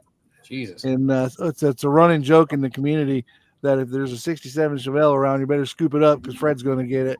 And if they ever stop producing them, Fred's going to have the market cornered. Yep. We got guys like that in the hobby when it comes to stuff like Sherman tanks and things like that. Yeah. Wait, there's seatbelts in the 69 Camaro? Yep. Really? Yeah, but not a 3-point, just a lap belt. Just a lap Right. belt, yeah. Okay. Lap belt. It's a decal. I'm gonna make them out of lead foil. You can do that, or the Edward ones are really good for racing type seat belts, but I use those exclusively on my race car builds. Those things are really, really cool. Man, I'm waiting for Robert to show up. I really want to see what's in this box, but I don't want to open it if he's not in there. You know, we're looking. We're an hour and 15 in. I think. know, right? I think you Give it 5 more minutes. Give it 5 more minutes. five more more minutes, and I think you've done the good friend deed for the day. It's And then you need to open that shit up because I gotta see what's in there. I'm Right. excited. I'm excited. Yeah, I'm and remember, this is live now, but it's Yeah, going you to be watch it available on YouTube after. Right, you can watch it. It's usually right after we sign out. It's up on the YouTube channel. So, 2 buckles. What's in the box? I know, Dave. That's what I'm wondering. What's in the box? You guys can see it behind Edible me. underwear. Could be edible. Woo! Oh yeah. Cherry panties? Yeah. Tastes like I a probably- red snapper. I probably should have opened it to make sure that it isn't a smoking pile of dog poop. Maybe I said something to make him mad. And he's going to send me a pile of dog poop. I don't know. No, you would have smelt it by now. That's Yeah. true. That's true. Unless he has it on dry ice. Mhm. I don't know. I don't feel like this. Justin's using the gray cells Right? all the time. Justin's like, listen, I've done this before. Here's the proper steps. Here's how we're going to offend you. All right, he's got 3 minutes. When we've been into this an hour and 20 minutes, I'm going to tear open that box and see what's in there. I'm excited to see what it is. You do it, Big Daddy. You do it. That's it. Hey, I'm Big Daddy. Come on now. It's right, you Oh, are, sorry, big I forgot my place. You're not used to being able to talk, right, Tooch? What? I'm good at listening. We're just gonna wait till these minutes pass. I'm Yeah. waiting. You know, you get the ones with the like the hard candy, like the Yeah, like Smarties on a rope. yeah, Smarties on a rope. David Gibbons says, that's what I should have sent Justin, candy panties. Fruit Yeah, just just, roll ups. He's gonna need it. Fruit roll-ups. Yeah, but you know what, though? The problem is with those big girls, they put that thing on, you walk in and be like, I can't eat all that. I'm on a diet. You trying to give me diabetes? All the time, son. All the time. yeah, Justin. Yeah, what's up with that, Dave? Justin was sharing earlier that you sent him a bag of candy. I mean, you know, there's 2 fat guys on this show, right? Yeah, we need to All work. right, that. you got 1 You know minute what? left. We need to stop going to Tamiya and AK. We need to start going to frickin' Cadbury and Cadbury. And Hershey's. yeah. Damn it. They have a great car show out there, like a 1/1 scale. All right, you want a drum roll? I am. He's got 40 seconds. He's got 40 seconds, so I'm going to wait. Mikey, roll that beautiful bean footage. Right, roll that beautiful bean footage. Should I come in? Hang on just a second. I'm going to see if I switch my camera to my top camera, but I think it's going to be a little too close. Let me find my cursor. You here. might be better looking from the top down. Yeah, that's what I'm thinking. I got a camera for that. I'm sure you do, big boy. I'm sure you do. You don't have a mirror on this ceiling. Oof, it's a little off. Let me see if I can get it out here. Oh yeah, you ready? Whoa. We're ready. Look at that. Survey says. All right, so you can see it right there. To be open live Yep. on the The Sunday seal has not build. been broken. The The seal You has are a not been trier. broken. Seal has not been broken. It reminds me of that time I was talking to Mikey about if he ever saw the UPC code on his condoms. He said, "Nope." I said, "That's because you don't roll it down far enough, son." God damn. That's the truth. All right, so here we go. Nope. This is well packaged. Oops, Paper. okay, we'll start with this. Oh, What is it? What Is we it got a here? suppository? Oh, jewel picker. Ooh, That's those are cool. helpful for picking up those parts you drop on the floor. Yep. Now the photo etch parts. He actually Oh, gave me here, one of better. those at the show. Oh Yeah. yeah. Nice. Yeah, it's really All good. It's right. kind of like a sticky bulby end at the end of it. Well, that'll save my back a lot of work. I've been using the other sticky bulby end that I have. And by the way, if anyone wants to get something like that, you can also buy wax pencils. They work really good Yep. for picking up Yeah. that stuff too. Oh, there's a note in there. Dear Mike, I still feel shame from that Saturday night we spent together. I showered and I showered. And I He's cannot not from the recall. South. He doesn't have a Southern accent. All right, Doesn't so have Just sounds better. It's because of you that I realized cucumbers are a memory aid. Oh, fuck. All right, Jesus. When you Robert. stuck it in my butt, I will never forget that. I should have read that after I opened it up. So I want to pretend I didn't read it, but he just told me what it was.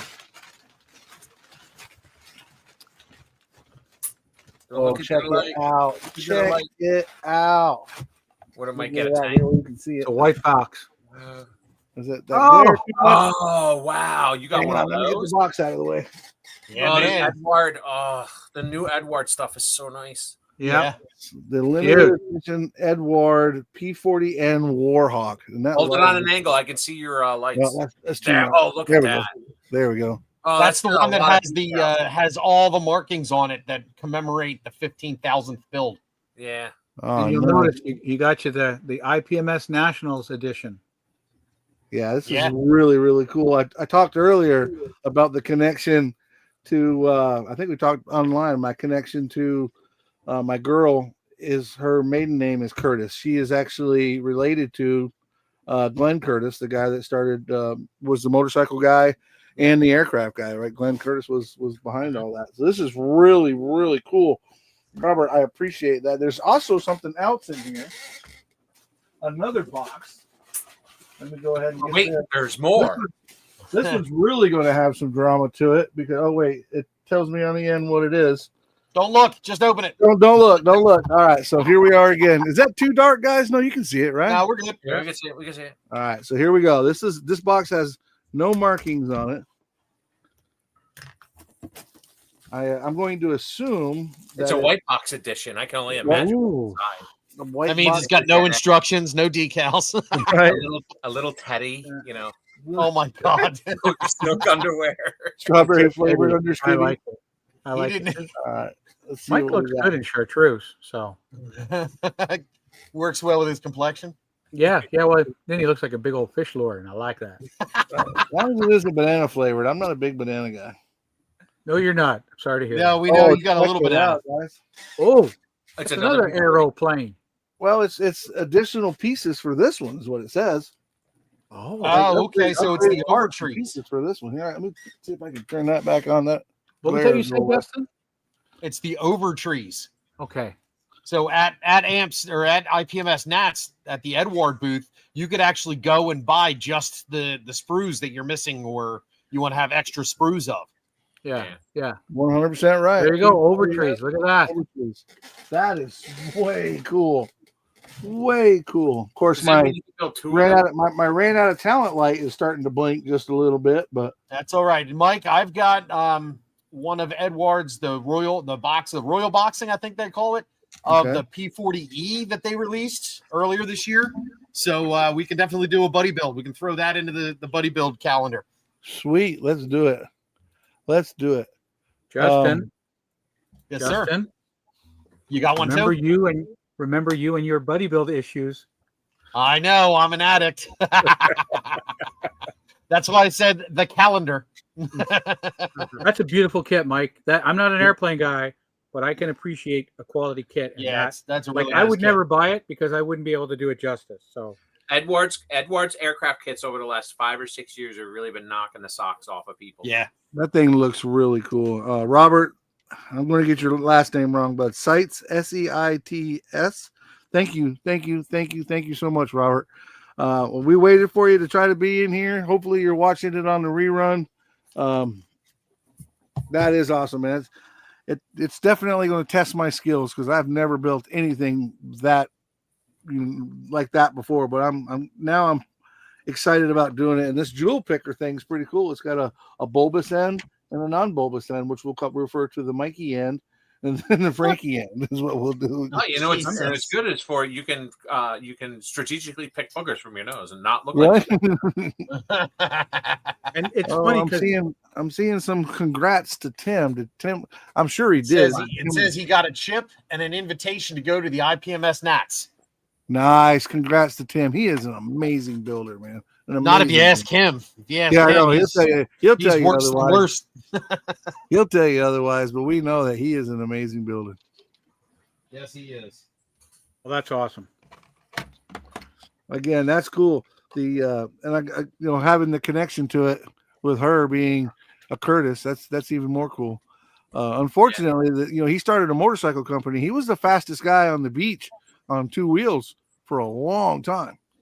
What was the name of his motorcycle? Forgive my ignorance. I forget the name of it. Was a motorcycle he built. There's a company out now that still builds motorcycles under the Curtis banner.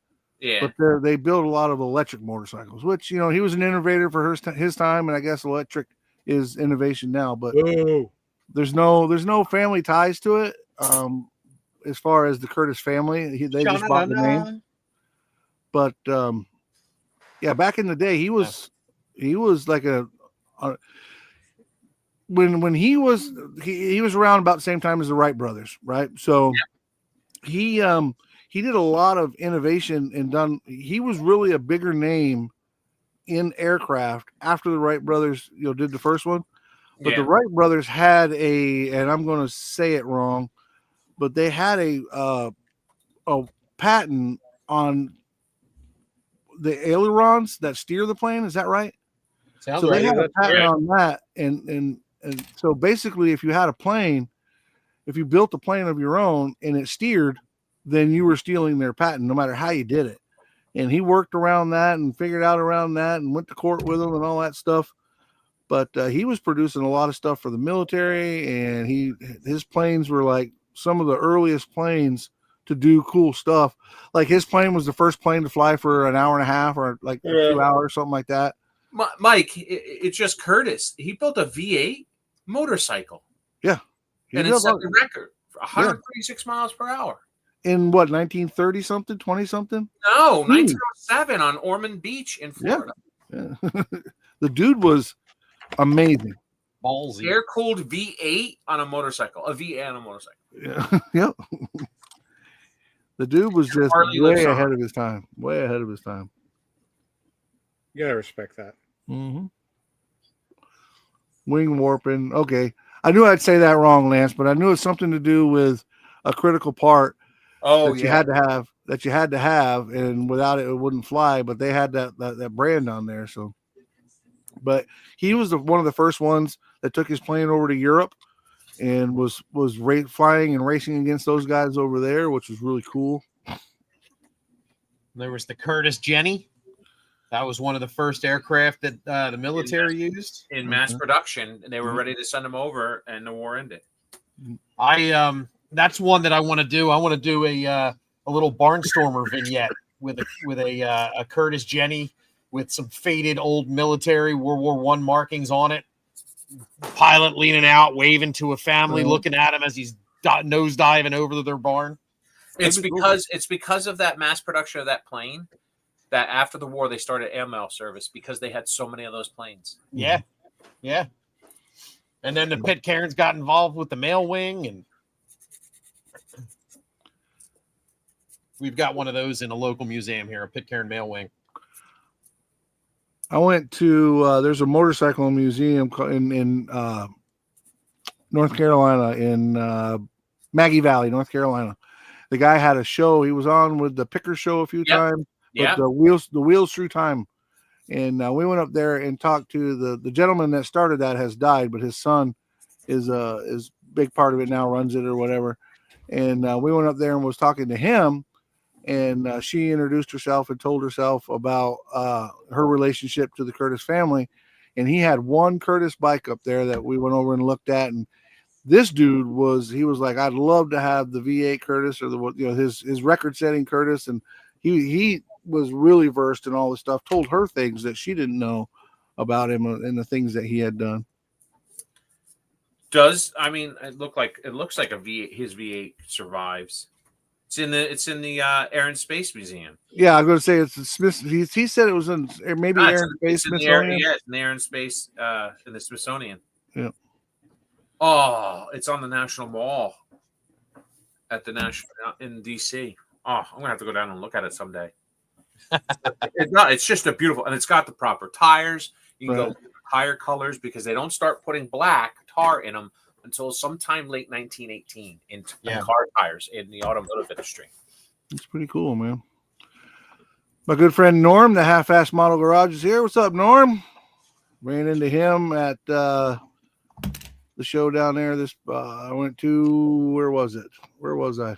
I'm forgetting now. Down in Orlando, Modapalooza. That was a pretty good show down there. But I'm here to tell you, they could do it in 2 days. They really could. They'd stretch it out over 3 days. So from 7 till 9 p.m. on Friday, you can come in, do all your registration, which I think is great. You're beating the crowd, right? And you get in there, do your registration, and you get first crack at the vendors. Saturday is typical show day, right? People coming in, registering, vendors are set up, typical everyday show. You come back on Sunday, and you get the deals on the vendors leaving, but you have to, if you have anything in the competition pile, you have to come back on Sunday to see how you did, see if you got anything. My personal opinion, I think they could have put like a sticker on our kit, on our card that said, hey, listen, thank you for participating, but you don't need to come back Sunday if you don't want to. I think that would have saved a bunch. But I mean, for me, it was local. But if I had to pay for a room in South Carolina or Georgia somewhere for 3 days to be a part of that show, I don't know. You'd be a little cranky. I'd be a little cranky about that, yeah. But I was able to drive back and forth, so it didn't matter to me. But the right patent was for the wing warping. Well, I hope we didn't bore them to death with the airplane stuff. But Robert, again, thank you, my friend. I definitely appreciate that. And I'll have to do a buddy build with somebody, Justin. Just so you have someone to bounce off information. Right, someone you're going to have to, we'll have to do that live in the Discords when nobody else is around, so you can hear all the new words that I use. Oh, it's okay. Justin can be discreet. Right, he is very discreet. Can I? Like a ball in a China shop. Yep. Yeah, he'll be in the other Discord going, this idiot. This Not idiot at doesn't all. even know what a Never. propeller is. Never. It's exciting. Tim got a chip. Okay, I'm just trying to catch back up to the chats here. Yeah, that's what I'm giving you time, brother. I was going to say I was at Model-Palooza yesterday because there's actually a Model-Palooza up here, up in Saskatchewan, which is not a show per se. It's a 3-day hangout event in Humboldt, Saskatchewan, where anyone out west can come. You can display. There's vending. There's raffle table, and then they've got this big meeting room where everyone sits at tables with lights, and it's like a Discord but live, where they've got, I don't know how many people are there. I mean, when I zoomed in, the room was full, and they just sit there, and you can model 24 hours straight. And some guys have done it, and I think it's a great community building show. Can you bring a cot? Right, just stay there. They want you to stay in the hotel. So, Oh. I've thought really about that. 24. I've thought about that, and there's a gentleman on in our world, Ricky. Is it Williams? Ricky Williams, I think his name Ricky is. Bobby. Ricky Williams, and he did a show that was similar to that. There was no competition. It was all display, hangout, vendors there, And I truly believe a show like that would do really, really well, especially if you can get the vendors to come in, make it a 1 or 2 day show. And people hang out and have fun and You not could have to do worry about- you could do a display only, which is what some shows do in Europe. They do a display only, so you can sit there and talk about your builds and have fun enjoying just passively enjoying these kits in a different way. right. that's what this show does, right? Is it's all about the community, the building, seeing what's out there, and just hanging out for a Right. couple of days. And I think I think it's a great idea, especially like Saskatchewan. Once the snow kicks in, ain't nobody leaving home. Right. So nice way to build that up. Anyway, you did Modelpalooza. I did Modelpalooza. We didn't meet. Yeah. We're brothers. Yeah, we are. Ricky Wallace, that's right. Ricky Wallace, great guy. You a race car driver? No, No, it's Rusty. That's Rusty. that's Wallace. Rusty. Yeah. We're dating ourselves. That's what Has anyone done the Oddballs take from Kelly's Heroes? Yes, I've seen it in the last 10 years. I've seen it at a show where they mount the speaker on. So okay. there's two things. There's an Italeri kit that is the oddball tank. Yeah. You can also get the Sherman and then there's aftermarket sets to do the oddball tank. The problem is they're both from like the mid to late 90s. So they're getting harder to find. No one's repopped it. But Oddball's tank is out there. And you can even do the Tiger tank from Kelly's Hogan's Kelly's Heroes. Heroes. Yeah. Yeah. I should know. I've Kelly's watched the Heroes. movie. Hogan's Heroes is different. I said Kelly's Heroes, didn't I? No. Mikey said. Oh, Mikey yeah. said Hogan's. No, I I thought got it was Hogan's Heroes. Then. Kelly's Kelly's Heroes. Heroes. I've watched like 30 times. I love that movie. So. It's a Western set, the tanks. It is. And it's got some of the finest actors of the late 60s, early 70s. Who loves you, baby? Telly Savalas, Donald Sutherland, Clint Eastwood. Who else? Oh, who plays the general? Carol O'Connor. Yeah. Carol O'Connor, the sweetest, most liberal guy in the world. And he plays Archie Bunker. And in a couple of movies, he plays the most crusty general arsehole that you'd ever believe. Right? Like, I just always loved those. If you didn't know Archie or didn't know Carol, had never seen him as an actor and watched the Archie Bunker show and then turned around and watched The Heat of the Night, that is two different people, completely two different. Hey, Chet, what's up, my friend? When he did that kid show, he had the show with the young girl. It's one of his last TV series that he did. that was the Archie show. Archie's Place. It was Archie's Place, his bar. Yeah. The what is it? Stepdaughter? No, adopted, I think. Or And that young lady who is age appropriate now for us, but she speaks like recently. I saw really really highly of her growing up with him and learning from him. So like, just an awesome guy. And then meanwhile, yeah, it's the Archie Bunker, right? Well, so didn't what's his name? Meathead. What's his Rob Reiner? Rob Reiner. Yeah. Look what Rob's done in the business. And he tributes a lot of what he learned from Carol O'Connor. So, yeah. So I just want to point out that Billboard Builds just called us the JV team. Really? we are basically. We are. Yeah, we are. When I had Kelly Coons on here, he called us the C team. I'm like, yeah, you're right. We're the C team. Oh, I feel better then. Right? I'm not a C team. I'm the B team. Well, up here, if it's a hockey talk, it'd be like, are we the house team or are we the rep team? That's what I mean. Or in basketball, it's the D League, which still doesn't sound good. Right? No, not at all. One of my sons played hockey and he was not very good at it, and he says, these guys on the team, they're giving me shit because they're all complaining how crappy I play. I said, son, let me square you away on something here, okay? I said, you're on house. I said, so on house, you're already not good enough to play on rep. I said, and the lowest team is the C team. You guys aren't even on the C team. You're the second C team. So Right. Everyone on the team sucks. Enjoy that fact. He goes, all right, Dad, thank you. Now sleep at night. Nope. After that, he left hockey and karate and everything else, but I still remember that. So yeah, I don't mind being JV. Some things aren't just meant to be, right? I wanted to play basketball when I was a kid. No, Yep. not at 5'6". Not happening. Nope, I wanted to be the Ron Jeremy of my generation. Never happened. Not me either. The practice squad. Yeah, we're the warm-up team, but Chet. Fluffers. That's it, man. While the Fluffers. rest of them are out getting invites to freaking IPMS Nats and shit. Yeah. Right? Where We are gotta- we? We got to stay home and deal with busted up cars, right, Justin? Hell yeah.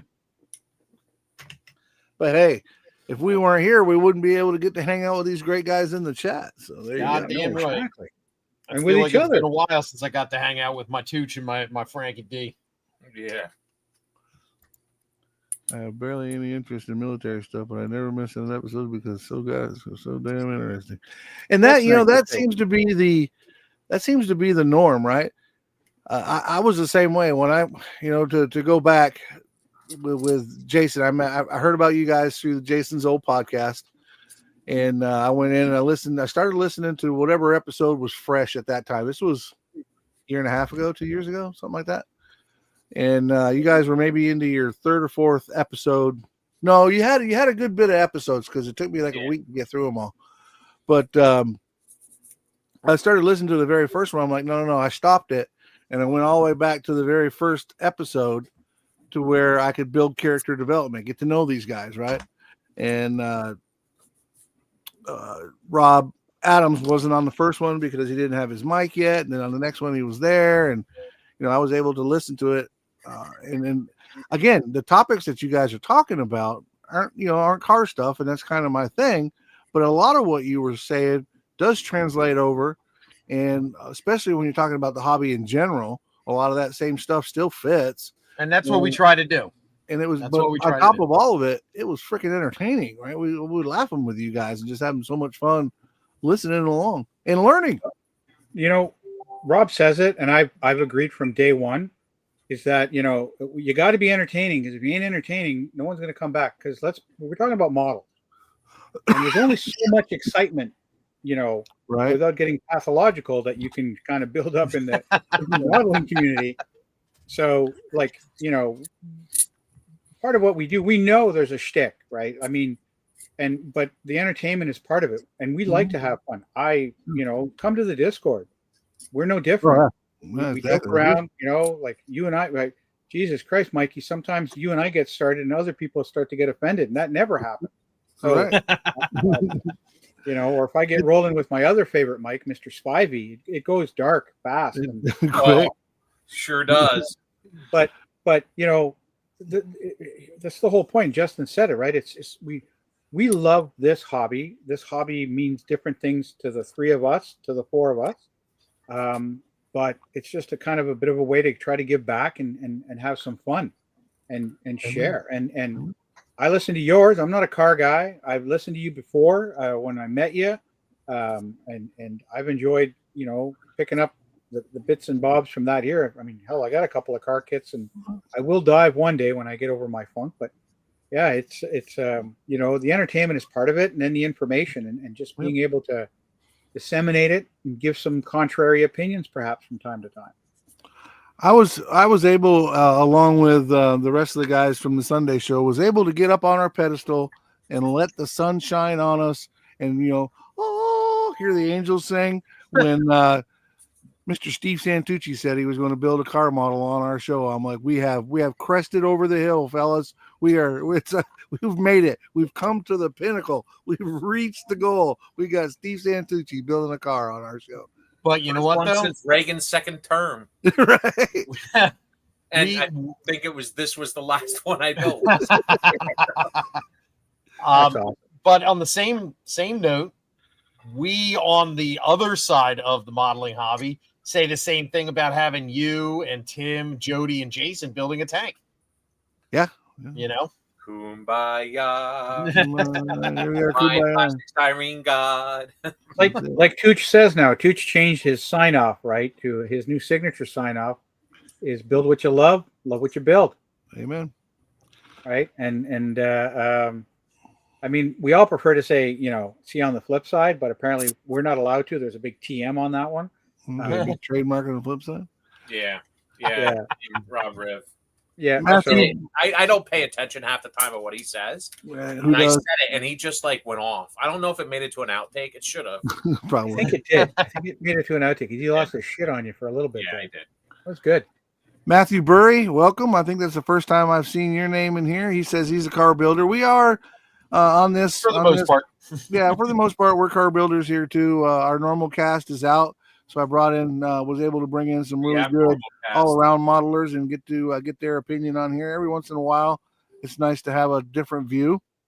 And with Frankie and Steve's background, they both are award-winning, awesome modelers, along with Justin, who is normally on the show. But we're definitely glad to have those guys on here, get some different opinions, right? Stir up the pot a little bit, if you will.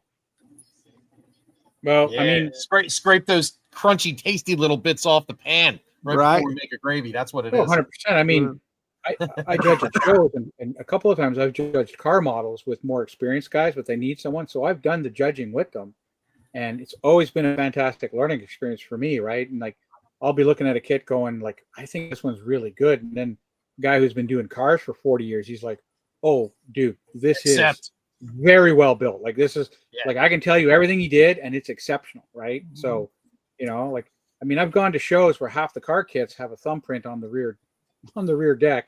So I know where those go. They don't go into the first, second, third, but. Well, Matthew asked a good question. What is the hardest model kit you have built? Who wants to take that one on first? I'll take it. Oh, Wait, go ahead, no, Tooch. I'll start. Any resin kit. Let me see. Do I have a resin kit sitting out here? Any resin kit, old school resin kit, where it's not like nice slip mold, like, oh, the car body's solid, you don't have to worry about it. Where you're putting each side, each panel, each component together, and if you don't have it perfectly aligned, yeah, there you go. CMK, notorious, the resin. So Yeah. and I built anything Cold War Russian, just throw it out. Just throw it out. Look, I'm gonna save you the pain. You give me the $25, I'll kick you in the nuts. All right. You know, those are some of the hardest kits because they really take a lot of patience, which we don't have. I mean, look at our hair. Right. But I think those are the hardest kits. I mean, I know like Frankie might chime in, like mini art. We talk about mini art. I mean, those kits, define hard is so subjective. Right. Yeah. So I mean, I think the resin kits can be the traditional old school resin kits where you're literally sitting there building the entire vehicle's frame and you're building the entire body from piece to piece. That's difficult. And you're dealing with crooked resin parts and air pockets and filler, and you got to do your own glass. So it doesn't come with any acetates or nothing. You got to do your own, figure out your windshield stuff. I'll back Tooch up on that in that there's difficult kits. High part count was a thing, especially in the armor world, where like I have a T90, which is a Russian tank for export, and it's got 2,600 parts. Wow. But each track is 5 parts. So it's just inflated numbers. Mini art kits are challenging to build only because they have a high part count and they're over engineered. So I'm building this one here, and the problem with it is all these wheel connections are like 10 to 15 parts.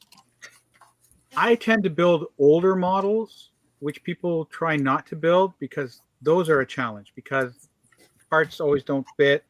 Some of the plastic that was used in the 90s is ridiculous. Radioactive. Yeah, like I mean, I one kit I pulled out was a Zvezda kit, which is a Russian company. I shit you not, the plastic glowed. Rob Adams will tell you. I was on a chat with him, and I'm like, "Look at this stuff," and Rob's like, "Holy crap, it's glowing!" Right? Yeah. So, yeah. RPM kit 90. Oh, I love those kits. Cold War. I mean, I think the hardest kit to build is the one you end up getting so angry you throw it out. But challenge comes from what's your medium, and then the quality of the kit. There are new kits that are hard. There are old kits that are hard. I built the DOSWorks Vomag, which is basically a chop top bus with an anti-aircraft gun on it, and I've seen post after post of people that just haven't been able to build it. But to me, that kit was impeccable. I had no complaints on any of it. It was absolutely a beautiful kit that I recommend anyone who wants to do it. But yet, you go look for pictures of it, and besides me and Brandon Porter and another guy, there's almost none of them out there. So that's their difficulty. Exactly. What about you, Justin? So I was gonna be Bad Santa, but now it kind of lost its glimmer. I was gonna say the hardest kit I've ever built was a Bandai bottle of Viagra. Seriously. Oh wait, was it? No, it was the cup of soup, right? A cup of soup. No, that wasn't the hardest. Actually, I still have that on the shelf. I might do that for the turkey shoot. I would have to say the hardest kit that I've ever attempted would have been a Rodin 72nd scale Gotha BV bomber. I got to the engines and I was like, fuck this. Rodents And that was like step one. Rodin does such great subjects. I have But does them the poorly. 135th scale Rodin Holt tractor, and the fit issues, the mold lines, the misalignments. Let's not even talk about the tracks, the Caterpillar tracks that don't really stay together because they're supposed to snap. Oh, that's a dog. I did a Rodin artillery piece, same thing, and because the wheels had treads, instead of just molding the treads, they gave you strips of vinyl that you had to glue, and trying to put glue on like vinyl tracks onto styrene. You don't. Dog Seller makes an aftermarket to solve that problem out of resin. Nice. What's up, K-Dog? For me, Revell came out with, to bring it full circle and back to cars, Revell came out in, what was it, late 80s, early 90s. They came out with a series called the Saint series, the Saints. They all had the same decal on the bottom. It said, it was a black decal that said Saints in it. They came out with a Camaro, a couple different ones, and one of them was the Henry J. Now, I have several Henry J's that are really nice kits, but this particular Saints kit, somebody used the word over-engineered. That's the word I would say for this. The door opened, and the door was like a 5-piece thing. Like you had to get the door, and then the stuff to open it, and then all the pieces that go inside of it, the door panel. It was just way, way over-engineered. The trunk, same way. Everything was that could have been a 1-piece. They made 5 pieces out of it, I think, in an effort to get the parts count up. But they didn't do very well. All of them were, they were mean. They were tough, man. And what is that? What is a Henry James? I don't know what that is. A Henry J? Henry J is a old Henry J. Here's a Henry J right here. It's the name of a car from the 40s, 50s, I believe. It was actually originally a little grocery getter type car, a little economical car, and they were so small that they were in lightweight that they ended up in drag racing. I think a lot of times you'd see them over in England as well. Yeah, the Henry J's. Okay. I don't even know who made them, to be honest with you. I'm thinking it's a Ford, because wasn't Ford's name Henry J. Ford? It was Henry J. Ford. Yeah. Holy fuck, Justin. How many scotch have you had so far? All of them. That's right. You had a beer. I had a beer.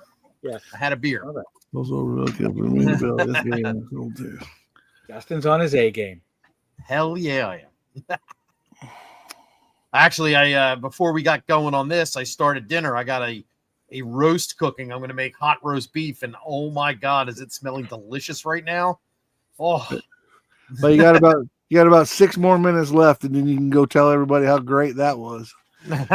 No, I still have to finish it. I got to make the gravy and all that jazz. Well, then we'll keep you extra long here to make sure you.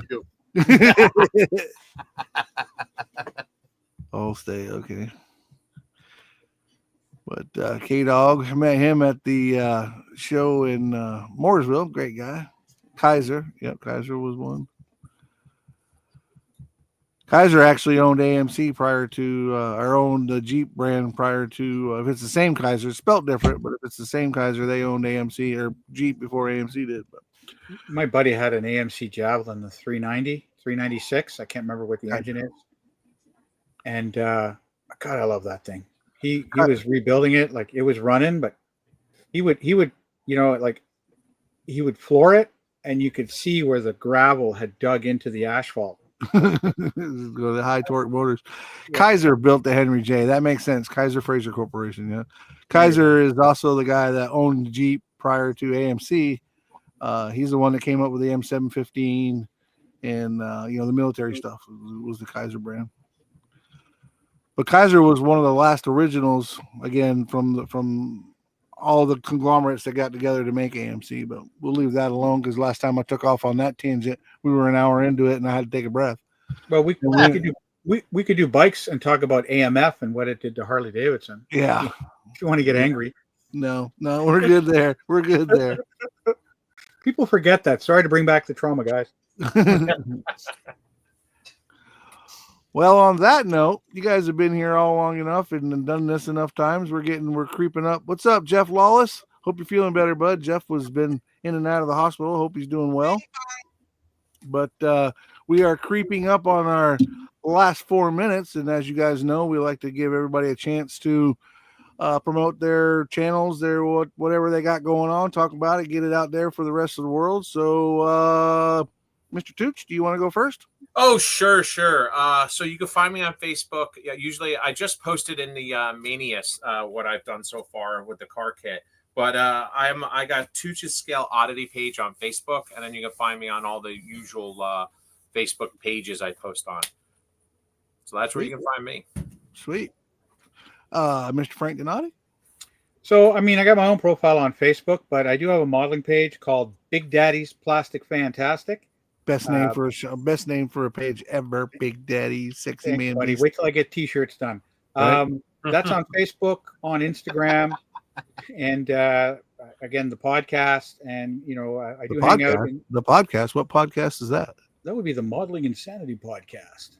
Oh, where can I find them? Individuals with poor vocal control and an ability to have some shenanigans. Poor vocal control. Yeah, so that's where you can find me with my stuff. Awesome. Mr. Justin Ryan. And as usual, you can find me at Ryan's Random Model Works on Facebook, Instagram, also my own regular profile, Justin Ryan. You always find me hanging out in the Insanity Discord. Not so much the past couple of weeks. I've been busy with work, just made a position change, so I've been occupado, a little tired when I get home. So, but other than that, next Saturday at AAA Hobbies in Magnolia, New Jersey, there is a little local hobby shop contest show. It's not super duper crazy. It's just a fun little get together to expand the store, show off the store, get people in, and show off the hobby. Tooch and I will both be there. And wait, what did I do last year? Ooh, yeah, best auto. Yeah. Nice. Best auto. Motorcycle, 135th scale. Nice. So yeah, if you guys, anyone out there is in the area or just looking for something to do on next Saturday, Magnolia, New Jersey, AAA Hobbies, you'll see a bunch of us out there. You can't complain about spending a couple hours in a hobby shop. It's always a good time. A couple hours in a hobby shop beats 5 minutes at work. Yep. Or with the wife. Now, I do want to throw out there that prices there are a little more expensive than the Hobby Lobby 40% off. Jason's asking what time. It starts at 10 and it runs until about 1 o'clock. Nice. I'll be there wearing my Rust-Oleum t-shirt.